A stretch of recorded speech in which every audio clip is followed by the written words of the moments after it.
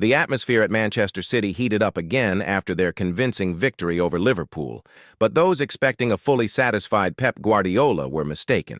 Despite the emphatic 3-0 scoreline at the Etihad Stadium and the celebrations for his 10,000th match as a manager, the Spaniard made it clear that even in triumph, his standards remain sky-high. Pep is not content with numbers alone, and his pursuit of perfection was evident in his words after the final whistle. The result brought City closer to Arsenal in the Premier League table, cutting the gap to just 4 points, and kept alive the sense that the team remains the main side to beat in England. Goals from Erling Haaland, Nico Gonzalez, and Jeremy Doku were merely the surface of a performance combining intensity, tactical discipline, and efficiency. Yet, despite such dominance, Guardiola was keen to point out what displeased him, the moments when City allowed their tempo to drop. Speaking to journalists, Pep explained that he had warned his players before kick-off. He told them to play driven by self-belief rather than by Arsenal's dip in form. "Don't play because your rivals slipped up. Play because you believe in what you can deliver," was the message's tone. The response came on the pitch with an impeccable first half in which Liverpool were completely neutralized, unable to find any space to react. Even so, Guardiola highlighted a spell in the second half, which, in his view, fell short of the excellence he demands. According to the manager, City went through a 10 to 15-minute stretch where they lost control and gave away unnecessary space. For him, such lapses in concentration could prove costly in tighter contests. Nevertheless, Guardiola made a point of praising his squad and staff, saying the win was the best gift he could receive. In his words, there was an acknowledgement of the collective effort that has kept the club at the top after years of dominance. Beyond the result, the match held special meaning for Pep for another reason. His rivalry with Liverpool, built over the past decade, is one of the defining chapters of his career. He showed respect when speaking about players such as Virgil van Dijk, Andy Robertson, and Mohamed Salah, regular adversaries in decisive battles. The Spanish coach understands that City's strength is tested in fixtures like this, where both emotional and technical consistency must be absolute. Recent numbers explain the optimism: 11 wins in the last 14 matches, and a notable recovery after a shaky start to the season. In the Champions League, the team remains solid, topping their group after a convincing 4-1 victory over Borussia Dortmund. The situation reinforces the feeling that City have rediscovered their rhythm. Still, Pep insists there is no room for complacency. The next challenge, away to Newcastle, looms large, and he knows any slip-up could hand the advantage back to Arsenal.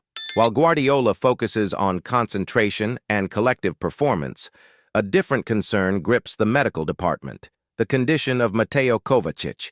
The Croatian midfielder, a key part of City's tactical structure, has again been troubled by pain in his Achilles tendon, raising alarms in both Manchester and Croatia. The Croatian national team coach, Zlatko Dalic, publicly expressed his concern, fearing the player might not be fully fit for the 2026 World Cup. Kovacic joined Manchester City in 2023 and quickly adapted to Guardiola's playing style.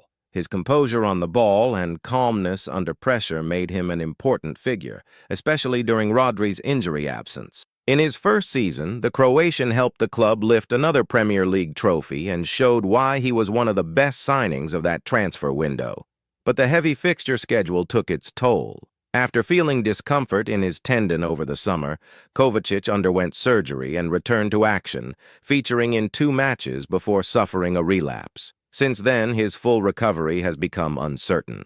The newspaper Sportske Novosti reported that the player has felt pain again and that another operation may be required, something that deeply worries both City and the Croatian national side. Dalic, usually cautious in his remarks, was frank in acknowledging the seriousness of the issue. According to him, the player has faced both physical and psychological challenges in regaining peak form. The coach said he hopes Kovacic recovers in time, but admitted the process has been tougher than expected.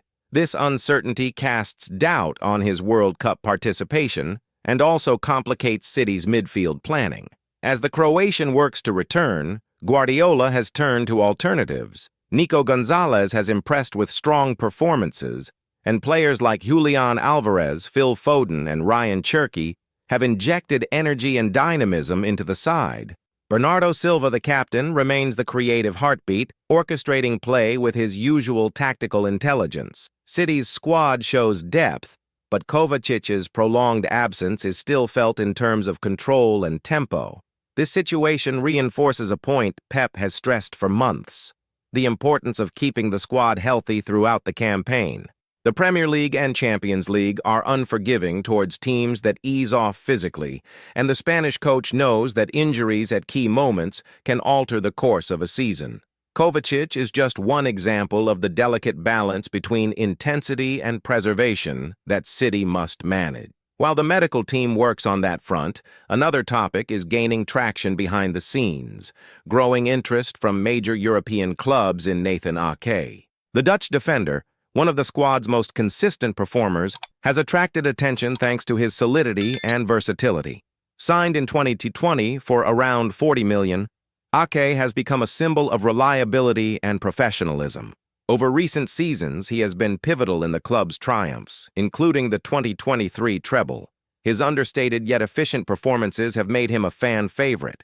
In 153 appearances, he has won 102 matches and lifted 10 trophies. Numbers that speak for themselves. Even so, this season his playing time has decreased, a natural consequence of fierce internal competition. That reduction has fueled speculation about a possible departure. Reports from the Italian press suggest Juventus are eyeing Ake for 2026.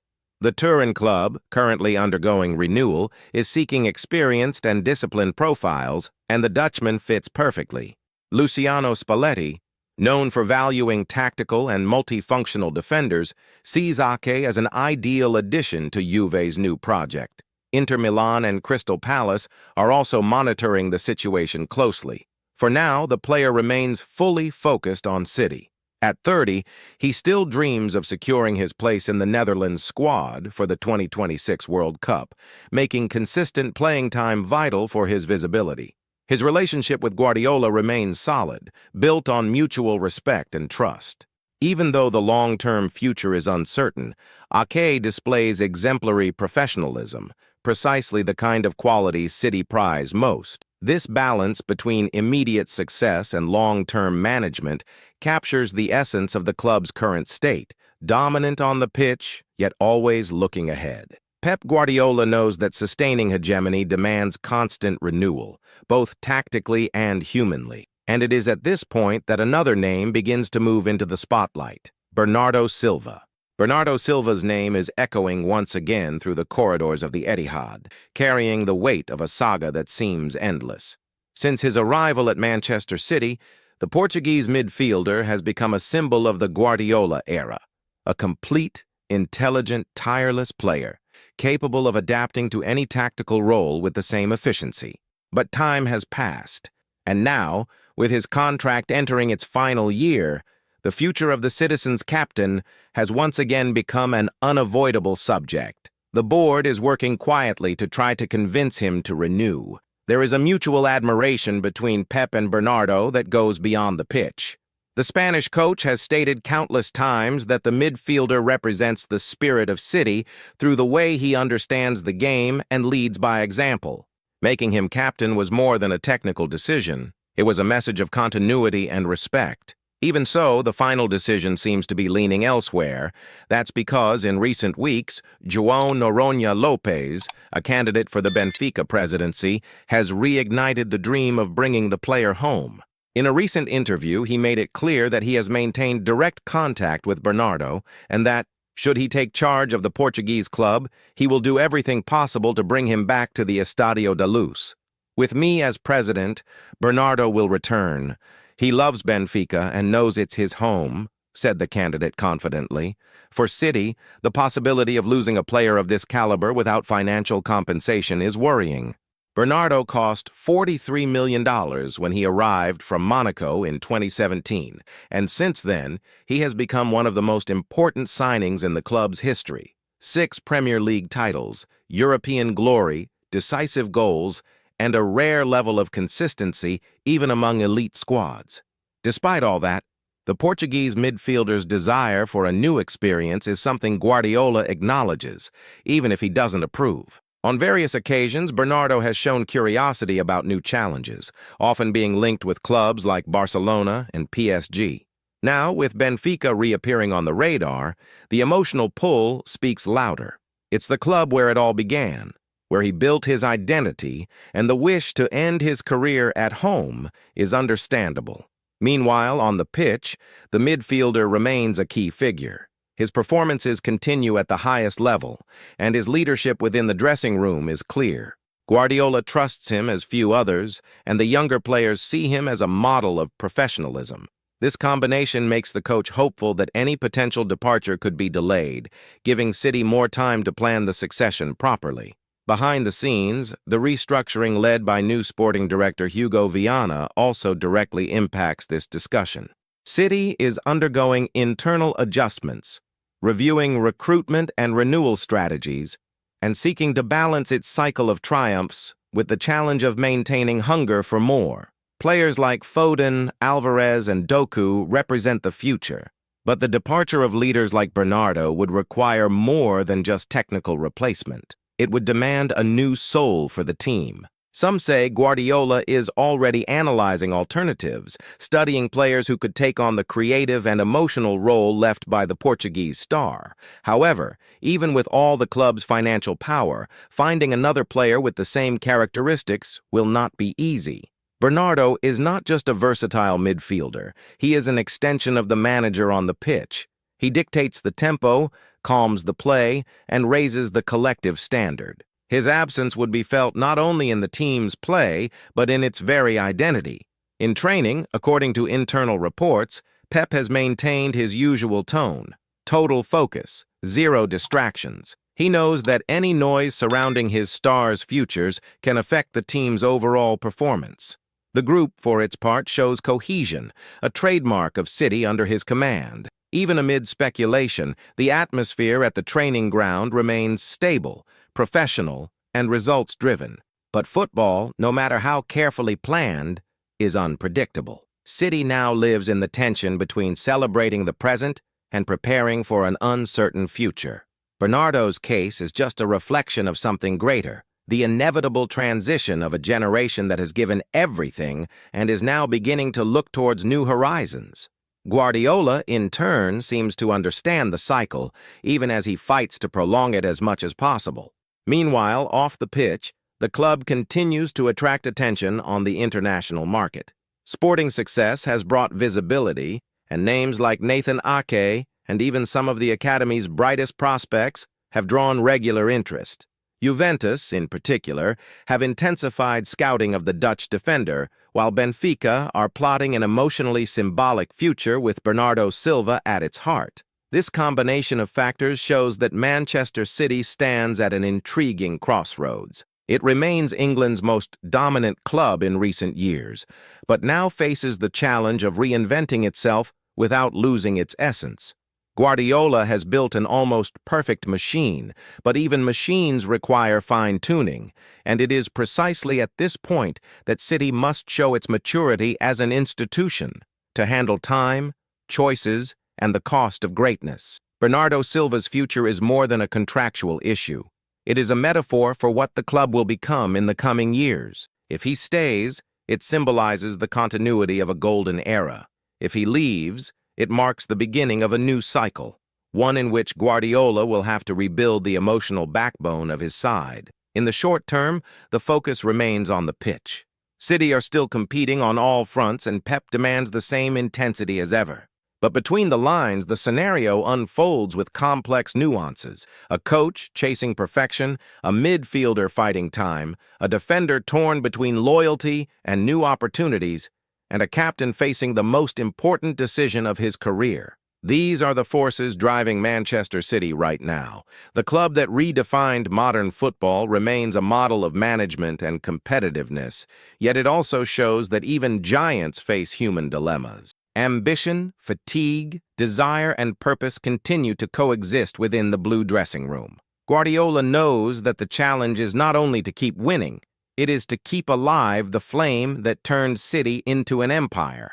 As the season unfolds, Manchester City finds itself at a turning point. Guardiola, aware that his golden generation is beginning to fragment, has focused his efforts on shaping the next version of the team, one that preserves its identity of possession, control, and aggression, but with new reference points. This silent reconstruction has already begun, and the Spanish coach is working with surgical precision to make the transition appear natural, almost imperceptible. Training sessions in Manchester remain true lessons in intensity and detail. Guardiola devotes long minutes to meticulous repetitions of offensive and defensive movements, insisting on harmony between lines and decision-making under pressure. For him, the secret of success lies not only in technique, but in collective mentality. Every player must understand the game in the same way. That is what keeps City at the top, even with constant changes to the squad. The new generation Pep is trying to consolidate shows promising signs. Nico Gonzalez, recently arrived, is an example of how the club has managed to reinvent itself in the market. His ability to switch between midfield and attack, combined with the energy of Phil Foden and the creativity of Ryan Cherki, gives the manager new possibilities. These young players represent the future, and Guardiola already sees them as the pillars of the next cycle, just as he once did with names like De Bruyne, Bernardo, and Rodri. But the process requires time and patience. Pep knows that replacing leaders is not just a matter of what happens on the pitch.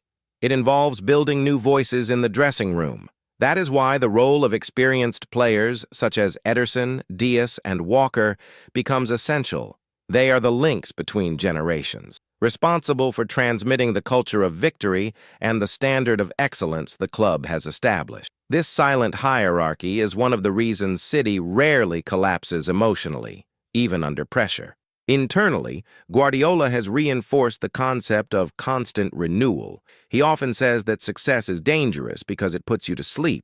For the coach, every title won is only the start of the next challenge.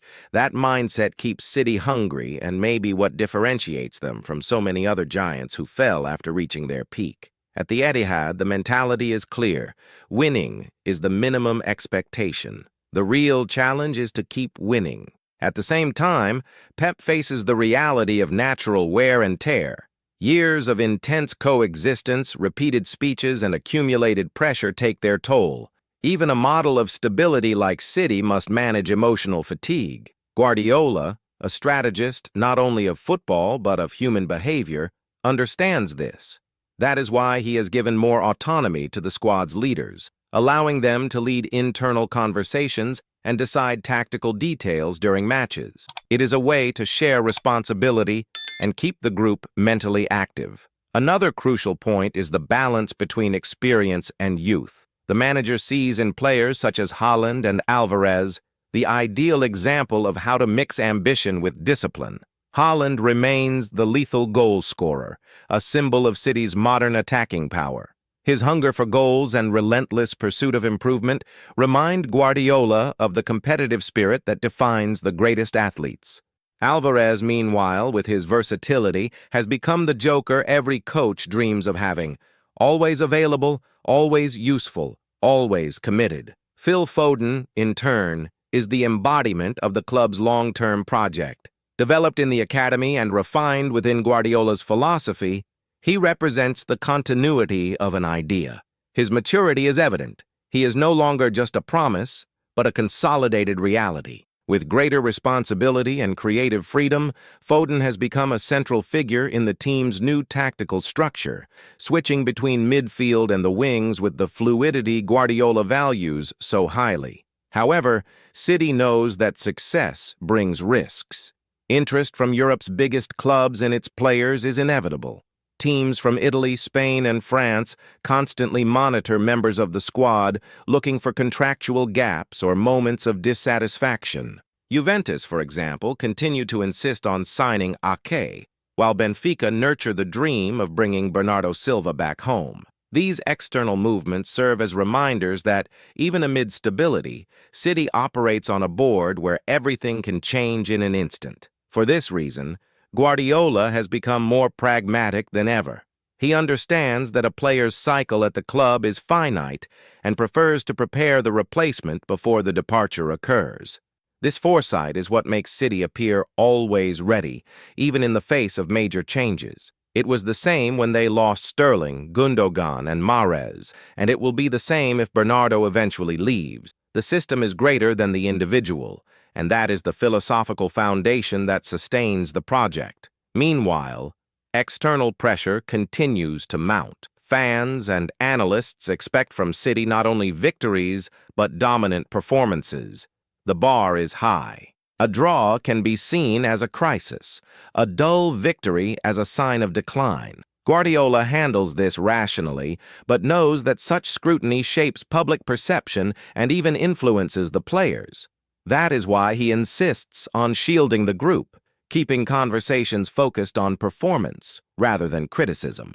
Within the Etihad corridors, there is a sense that this season could mark a symbolic turning point. Pep seems more reflective, perhaps aware that his legacy at City is reaching full maturity. He has won everything there is to win: titles, respect, influence. But now the challenge is different: to leave the club ready to remain at the top even after his eventual departure. And that will only be possible if the new protagonists are ready. That is why the Spaniard dedicates so much time to the mental development of the youngsters. He demands not only technique, but personality. He wants players who understand the weight of the shirt, who can react to adversity and remain calm in moments of greatest pressure.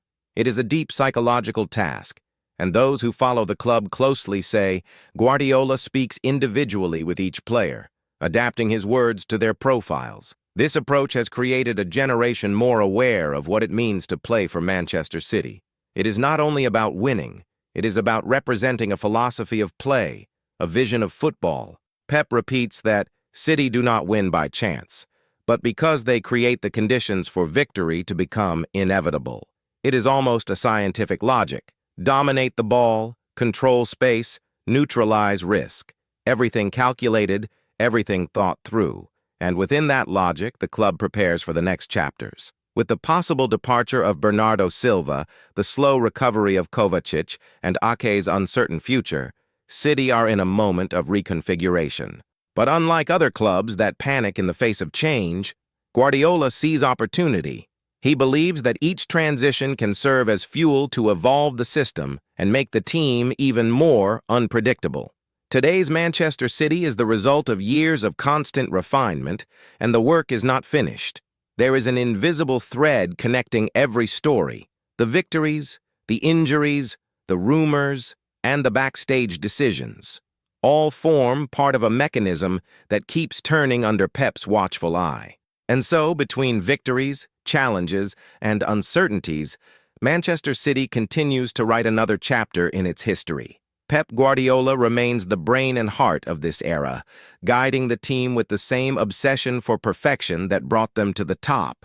Transition is inevitable, but the essence remains: discipline, a winning mentality, and a love for beautiful football. City's future may change names, but it will not change the philosophy that made it one of the greatest clubs on the planet. Fans know that every match is part of a legacy, every goal a reflection of collective work, and every backstage rumor just another sign that the club is alive, pulsing, evolving. Guardiola's Manchester City is more than a team.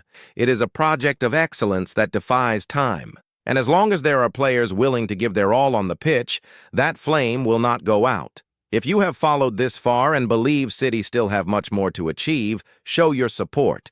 Leave your like now, subscribe to the channel, and activate notifications so you do not miss any updates about the current champions of England. That way, you will stay informed about all the latest news, insights, and exclusive analyses on the team redefining modern football. Your support makes all the difference. Together, we continue to follow the blue rain shaping the history of the sport.